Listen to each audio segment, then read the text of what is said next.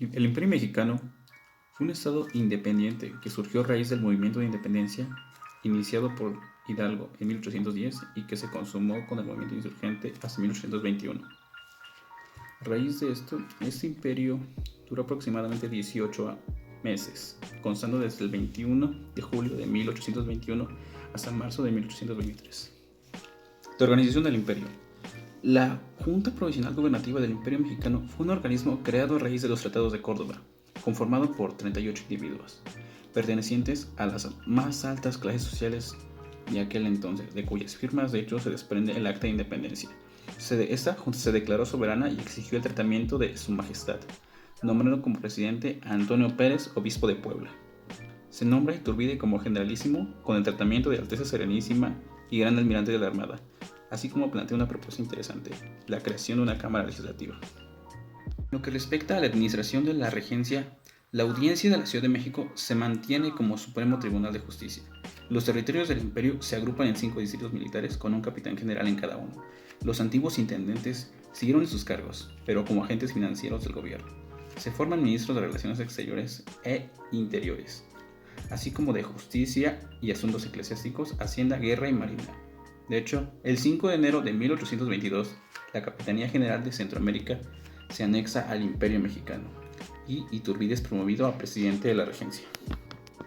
Finalmente, la propuesta de la Cámara Legislativa llegó a su cometido el 24 de febrero de 1822, fecha en la que se reunió el Soberano Congreso Constitucional del Imperio Mexicano, en el cual, al iniciar labores, establecería lo que conocemos actualmente como el Reglamento Provisional Político del Imperio Mexicano, siendo este las bases constitucionales que serían su fundamento, el cual establece los siguientes preceptos.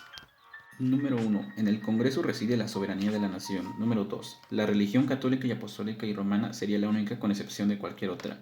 Número 3. El gobierno sería una monarquía constitucional y el país se denominaría Imperio Mexicano. 4. Se llamaría gobernar al imperio a las personas designadas en el Tratado de Córdoba. 5. La división tripartita quedaba de la siguiente manera. El poder legislativo correspondía al Congreso, el poder ejecutivo a la regencia y el poder judiciario a los tribunales entonces existentes. Y sexto precepto. Se declaró la igualdad de derechos civiles de todos los habitantes libres del imperio, cual fuera su origen. El advenimiento de la República. Desde el seno del Congreso era posible notar la presencia de 3 grupos políticos, los borbonistas, iturbidistas y republicanos. Los borbonistas sostenían que Fernando VII viniese a gobernar estas tierras, la Nueva España, que ahora pasaría a ser el Imperio Mexicano. Sin embargo, ante su negativa, se disuelve y pasa a integrarse a la fila de los iturbidistas y republicanos. Estos últimos, los republicanos, buscaban la restauración, en lugar de un imperio, de una república, como la que estaba presente en los Estados Unidos, y los iturbidistas postulaban a Agustín Iturbide como el emperador de México. Y es de esa forma como, en un golpe de estado, el sargento de esa forma como, después de un golpe social mediático promovido por el sargento Pío de la Marcha del regimiento de Celaya en la Ciudad de México, en palabras de algunos historiadores, este reunió una muchedumbre que se presentó frente al antiguo Palacio Virreinal, hoy Palacio Nacional, para poder exigir el nombramiento de Agustín Iturbide como emperador de México, exclamando: ¡Viva Agustín, emperador de México!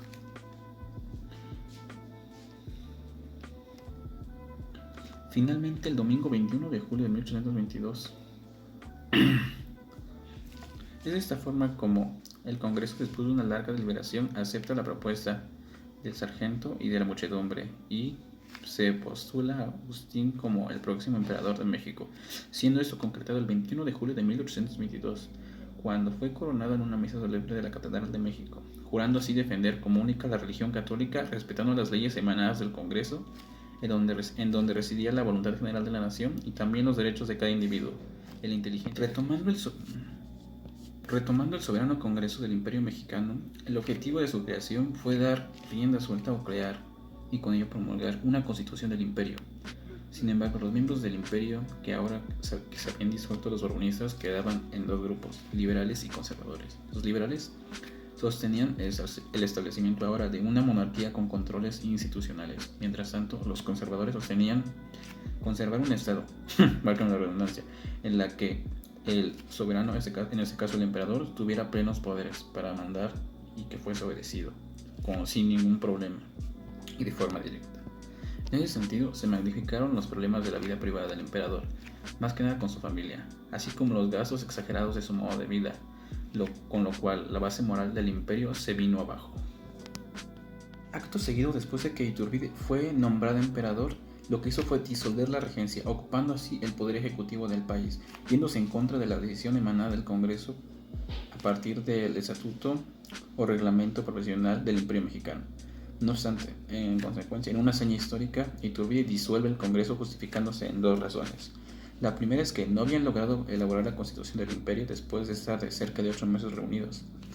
Y la segunda fue que tampoco habían elaborado ninguna ley, sino que solo se la habían pasado criticándolo y obstaculizando sus hechos de gobierno. Por ello es que la disuelve. Es de esta forma que, al haberse disuelto el Congreso, Iturbide establece la Junta Nacional Instituyente, el cual fue un cuerpo legislativo provisional que debió haber redactado un proyecto de constitución para someter la aprobación ante un nuevo Congreso que más tarde se establecería. Es de esta forma que, de manera anticlimática, en diciembre de 1822, Santa Anna se levanta en armas proclamando la República, junto con Guadalupe Victoria, quien lanza el Plan de Veracruz, al que se adhieren Vicente Guerrero y Nicolás Bravo, buscando la reinstauración del Congreso. En respuesta, el emperador envió al general Echevarría a la zona, quien en vez de combatir a los rebeldes, proclama el Plan de Casamata en febrero de 1823, al cual Santa Anna se adhiere. Ante tal traición, Iturbide nombra jefe del ejército al marqués de Vivanco, pero la situación se volvió insostenible, ya que los insurrectos se seguían entrando al interior del país. Es de esta forma como, impotente, el 4 de marzo de 1823 se decreta la reinstauración del Congreso, disolviéndose así la Junta Instituyente, la cual el emperador, sin nada que hacer, se vio en la necesidad de presentar su solicitud de abdicación ante el Congreso ya reinstalado en marzo a mediados de 1823. A Iturbide de esta forma se le asigna una pensión, pero se exige su exilio, por lo que es trasladado con su familia y allegados al puerto de Veracruz el 11 de mayo de 1823, embarcándose a Liorna, Italia.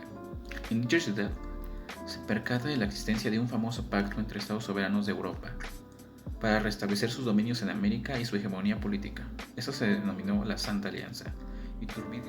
Iturbide, atónito ante el conocimiento de tal hecho, le advierte al Congreso de esta alianza para ofrecer sus servicios en la defensa del país. No obstante, este Congreso ya era abiertamente liberal, por lo que consideran su actitud amenazante. Es de este modo que lanzan un decreto en el que lo declaman traidor a la patria y que en caso de que se regresara sería pasado por las armas. Sin embargo, Iturbide ignora ese decreto ya que nunca le fue comunicado y se embarca desde Londres hacia Soto de la Marina, pero este fue aprendido por el general Felipe de la Garza y finalmente fusilado en Padilla, Tamaulipas, el 22 de septiembre de 1824 en cumplimiento de la sentencia del Congreso. La evolución del movimiento constitucional del siglo XIX se da a partir de 2 grupos muy importantes, como son los centralistas, anteriormente monárquicos, iturbidistas y posteriormente conservadores, y el grupo B, insurgentes, republicanos, federalistas y posteriormente liberales. El enfrentamiento entre estas 2 corrientes políticas explica en gran medida el accidentado proceso de consolidación de la recientemente creada nación mexicana. Después de terminado el régimen monárquico de Iturbide, se conformó el Congreso Constituyente, bajo el plan de la Constitución Política de la Nación Mexicana, y esta logró elaborar la Constitución de los Estados Unidos Mexicanos, decretada el 4 de octubre de 1824. En este Congreso se hizo patente la batalla de 2 grupos políticos alentados por logias masónicas. Por un lado, los federalistas, integrados por estados libres y soberanos en su régimen anterior, pero unidos en una federación. Su principal representante era el sacerdote Miguel Ramos Arizpe, y la logia masónica que los patrocinaba era la Yorquina, interesada en la apertura económica, autonomía de las regiones, apoyaba la independencia de México, y el representante era el sacerdote Miguel Ramos Arizpe, y la logia masónica que los patrocinaba era la Yorquina, interesada en la apertura económica, autonomía de las regiones, apoyaba la independencia de México y la disgregación del poder para lograr la libertad de comercio. Y los centralistas, que deseaban instalar una república gobernada por poderes supremos centrales en la capital del país. Estos proponían que las provincias fueran departamentos vinculados totalmente a las decisiones del centro. Y uno de sus principales defensores fue Fray Servando Teresa de Mier, y la logia que los patrocinaba era la escocesa. Fue de las primeras logias masónicas que apareció en México y sus orígenes datan de 1813. Esta logia fue creada con preceptos políticos. Juntaba a todas las personas de nacionalidad criolla que apoyaban a la independencia de España, apoyaban a Iturbide y buscaban un modelo económico capitalista a través de industria. Estas acciones formaron parte del Partido Conservador de México. Las principales diferencias entre estos postulados son que los federalistas no tenían una adecuada sistematización en su articulado, es decir, los artículos destinados a regular los derechos de las personas se encontraban dispersos dentro del texto constitucional. El Ejecutivo se integraba por un presidente y un vicepresidente de la República. El poder legislativo se conformaba por una Cámara de Diputados y Senadores. Era el único autorizado para poder determinar la constitucionalidad de las leyes. La Suprema Corte o Supremo Constitucional debería promover la declaración correspondiente al caso. El poder legislativo estaba facultado ampliamente para determinar diferentes aspectos esenciales de la vida política del país. La elección del jefe de Estado era una elección directa por el Congreso de la Unión. El régimen político era republicano, representativo y federal. El régimen federal subsiste hasta nuestros días a pesar de las interrupciones por el intervencionismo francés. El principal problema que tenía México con el régimen federalista era que tenía antecedentes centrales.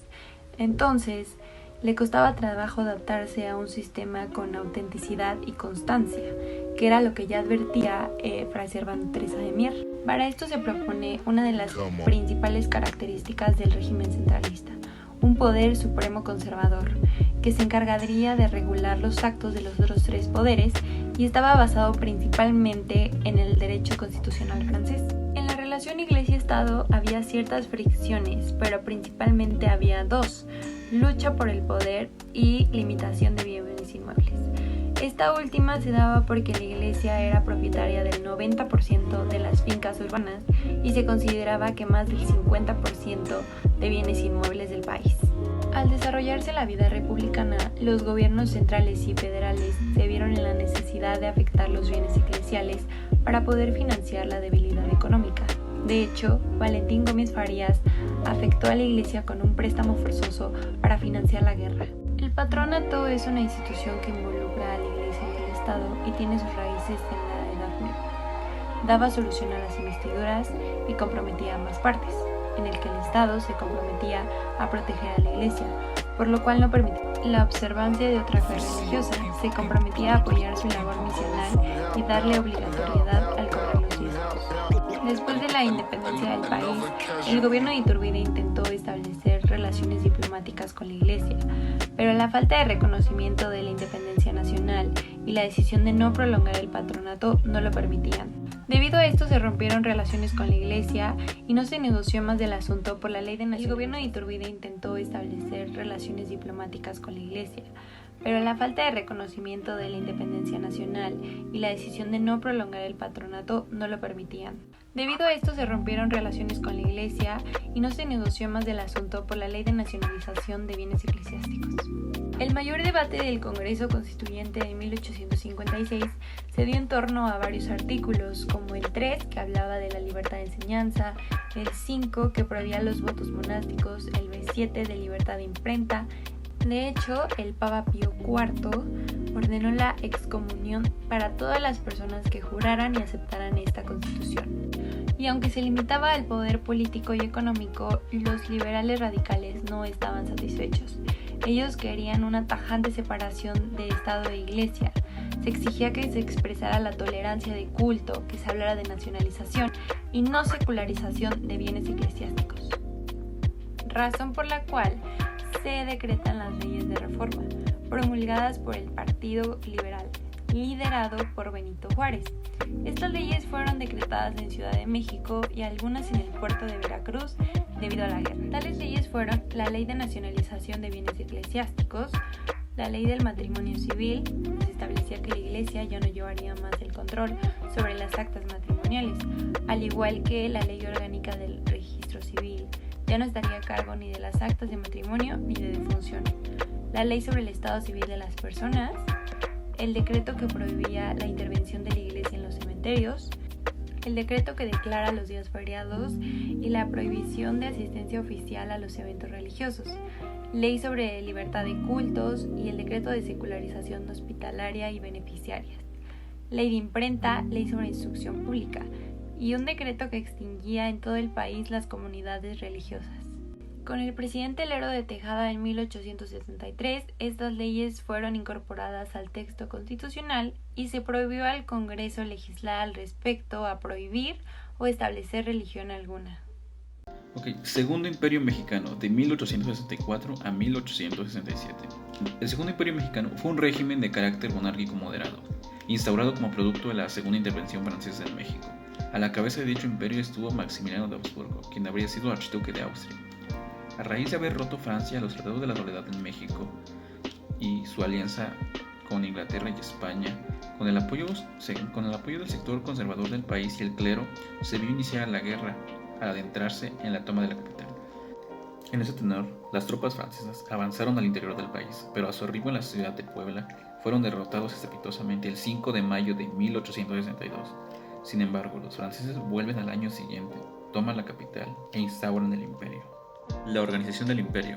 Posteriormente de la caída de la capital, se formó una junta provisional de gobierno, que a su vez se integraría por una junta de nobles que daría lugar al Congreso de Nobles, que en 1863 declara lo siguiente: México adoptaría una forma de gobierno monárquica moderada y hereditaria, con un principio católico.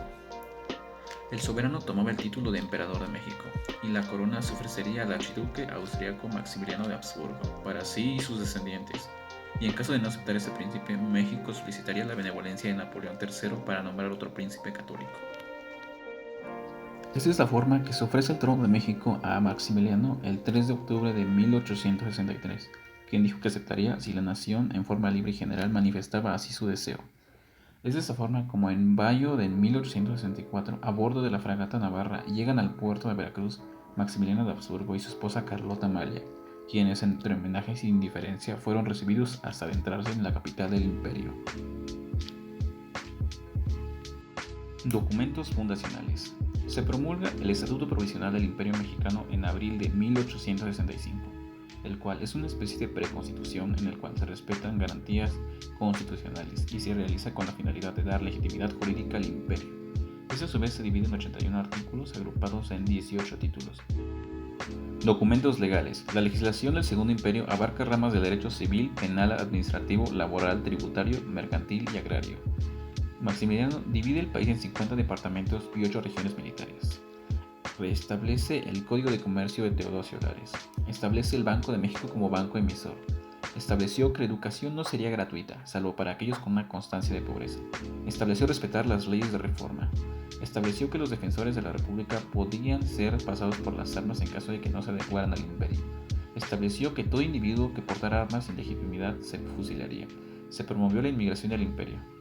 Se creó el Consejo de Beneficencia, presidido por Carlota y la Junta Protectora de Clases Menesterosas, y se reinstala el Congreso de la Orden de Guadalupe. Después de 3 años de gobierno de Maximiliano, sin aún haber podido formar un cuerpo militar nacional y con ello haber podido reemplazar las tropas francesas presentes en el imperio bajo las órdenes de Napoleón III, este último retira su ejército para enfrentar al canciller alemán von Bismarck en la guerra franco-prusiana, en la que pierde y Maximiliano queda desprotegido, finalmente para Juárez, quien termina ganándole territorio. Maximiliano, encontrándose en una condición vulnerable y solo siendo apoyado por unos cuantos conservadores, continúa enfrentándose a los liberales. Sin embargo, es hecho prisionero en Querétaro y juzgado por un consejo de guerra, quien le condena a muerte a él, junto con Miguel Miramón y Tomás Mejías. Finalmente es pasado por las armas el 19 de junio de 1867 en el Cerro de las Campanas en Querétaro. El derecho de la restauración de la República Federal hasta el Porfiriato. El 15 de julio de 1867, el presidente Juárez se reinstala en la Ciudad de México después de haber vencido al imperio de Maximiliano, restaurando así el régimen del gobierno republicano, siendo este el escenario en que pronuncia su famosa frase: entre los individuos como entre las naciones, el respeto al derecho ajeno es la paz. El gobierno liberal, con el restablecimiento de la República, realizó las siguientes obras. 1. Se expide la Ley Orgánica de la Instrucción Pública en el Distrito Federal. 2. Se funda la Escuela Nacional Preparatoria con Camino Barrera y basada en los principios del positivismo. 3. Se establece que la educación sería laica, gratuita y obligatoria, enseñándose el civismo en vez de religión para exaltar los valores nacionales. 4. Se trató de conseguir un equilibrio entre ingresos estatales y federales. 5. Se promulgó una ley orgánica de notarios y actuarios del Distrito Federal. 6. Se expidió una ley sobre protección de antigüedades nacionales. 7. Se estableció el Semanario Judicial de la Federación. 8. Se dio el movimiento codificador, que se estudiará más adelante en este capítulo, por parte de mi compañera Sánchez Barrola. 9. Se restableció la Constitución de 1857 y se aplicaron las leyes de reforma. 10. Se enfrentaron muchos conflictos en todo el territorio debido a la permanencia del presidente Juárez en el poder, lo que vamos a ver ahorita a continuación, y se trató de reconciliar el país para restaurar el orden social. Al haberse restaurado la República, Benito Juárez fue presidente de México de 1867 a 1871. Al acabar su gobierno, se postula nuevamente para ejercer otro periodo, contendiendo contra Lerdo de Tejada y Porfirio Díaz.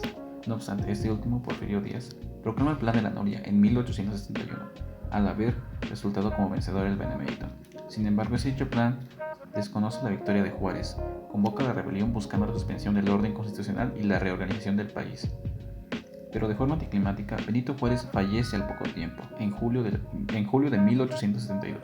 A la muerte de Juárez se reorganizan elecciones extraordinarias, en la que contienden Porfirio Díaz y Lerdo de Tejada, obteniendo la victoria Lerdo de Tejada. Al haber finalizado su periodo, Lerdo de Tejada se vuelve a postular en la contienda electoral de 1876, en la que obtiene una aplastante victoria frente a José María Iglesias.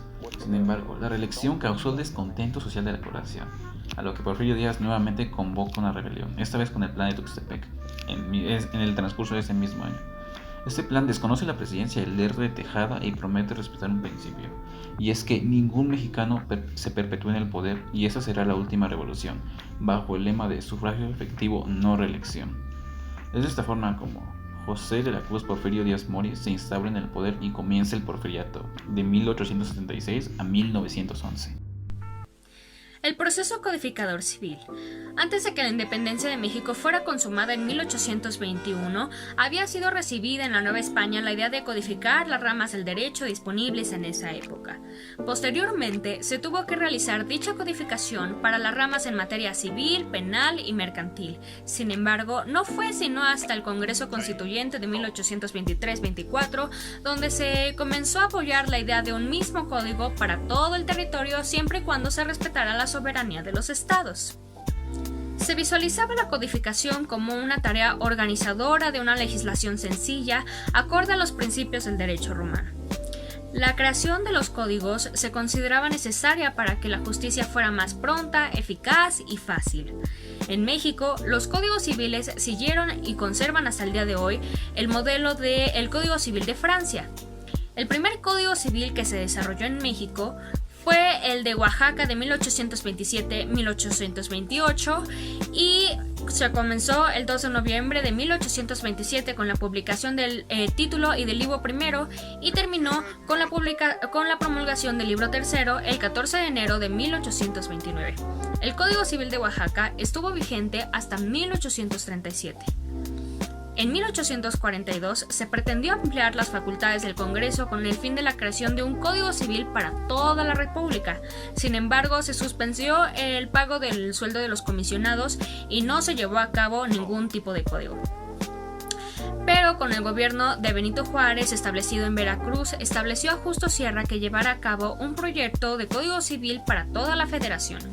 Justo Sierra concluyó el proyecto en 1860. La mayoría de las disposiciones se tomaron del proyecto español de García Goyena de 1851, el cual estaba inspirado en el derecho romano y algunas leyes de Castilla, comentarios del Código Civil francés, las leyes de reforma, la Constitución de 1857, el Código Civil de Luisiana y algunas elaboradas por el mismo Justo Sierra.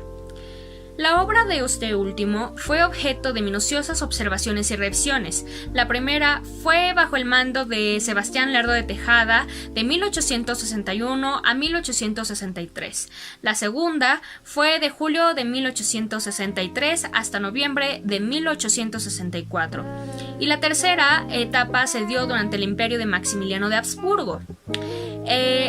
Maximiliano implementó el mecanismo de revisión del código y culminó con la promulgación de los dos primeros libros del Código Civil del Imperio Mexicano de 1866. Con el regreso del gobierno republicano y la nueva adopción del sistema federal, se llevaron a cabo nuevas codificaciones civiles en los estados de la República y se reiniciaron los trabajos en el código para el Distrito Federal y para el territorio de Baja California.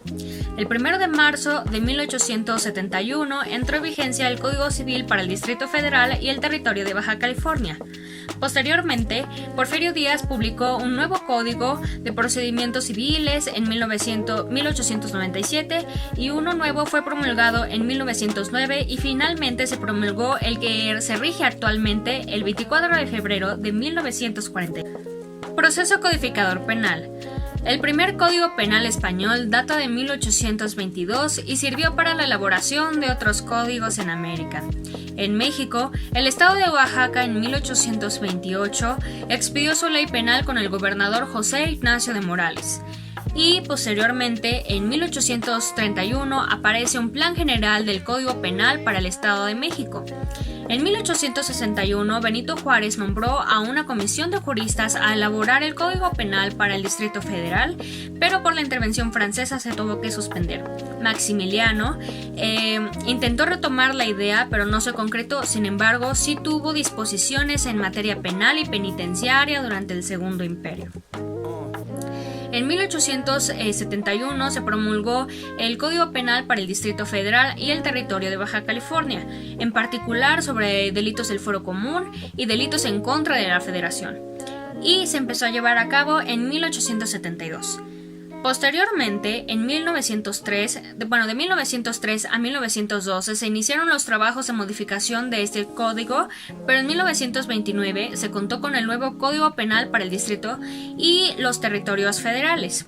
Cabe aclarar que en 1909 entró en vigor el Código Federal de Procedimientos Penales y fue sustituido en 1931. Proceso codificador mercantil.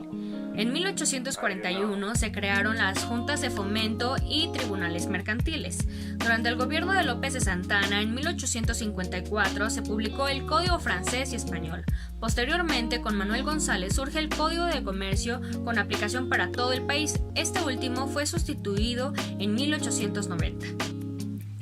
Cabe recalcar que la materia de trabajo no se reguló en el siglo XIX a manera de ley o código, aunque sí existían disposiciones relativas y ordenamientos. En cuanto al sector agrario, no se llegó a dar una legislación codificada.